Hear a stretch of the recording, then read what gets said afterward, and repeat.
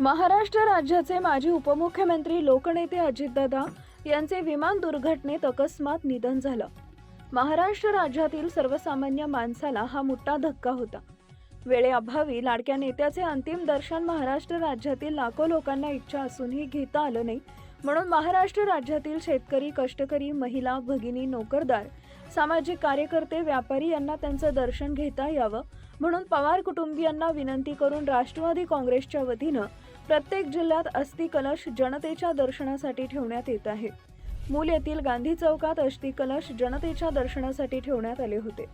चंद्रपूर येथून राष्ट्रवादी काँग्रेसचे जिल्हाध्यक्ष नितीन भटारकर यांच्याकडून अजितदादा यांचे अस्थि कलश, चंद्रपूर जिल्हा परिषदेचे माजी अध्यक्ष प्रकाश पाटील मारकवार, राष्ट्रवादी काँग्रेस किसान सभा जिल्हाध्यक्ष मंगेश पोटवार, राष्ट्रवादी युवक काँग्रेस विधानसभा अध्यक्ष अजिंक्य पाटील मारकवार यांनी स्वीकारून मूल इथं जनतेच्या दर्शनासाठी ठेवण्यात आले।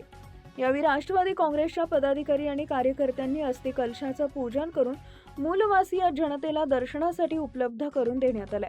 महाराष्ट्र राज्याचा विकास हाच केंद्रबिंदू मानून काम करणाऱ्या लोकनेत्यांच्या अस्थि कलशाचं अंतिम दर्शन घेण्यासाठी मूल शहरातील सर्वपक्षीय कार्यकर्ते, सामाजिक संघटना प्रतिनिधी, मूल नगर परिषदेचे नगरसेवक, व्यापारी बंधूंनी अस्थि कलशेचं दर्शन घेऊन पुष्प अर्पण करून श्रद्धांजली वाहिली। यावेळी उपस्थित सर्वांनी मौन पाळून अजितदादा यांना श्रद्धांजली दिली। राज्याचे माजी उपमुख्यमंत्री, महाराष्ट्राचे लोकनेते आदरणीय दादा यांचा दुर्दैवी 28 तारखेला निधन झाला। या लोकनेत्याला श्रद्धांजली देण्यासाठी आज इथं त्यांच्या अस्थि कलश बारामतीवरून इथं आणण्यात आलेला आहे।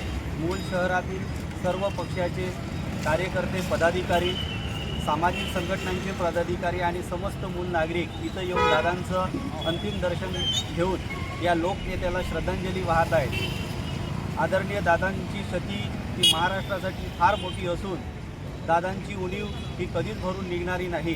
महाराष्ट्राची फार मोठी नुकसान दादा गेल्यामुळे झालेली आहे। मी त्यांना समस्त मूलवासियांच्या वतीने भावपूर्ण श्रद्धांजली अर्पण करतो। Subscribe now and press the bell icon. Never miss an update.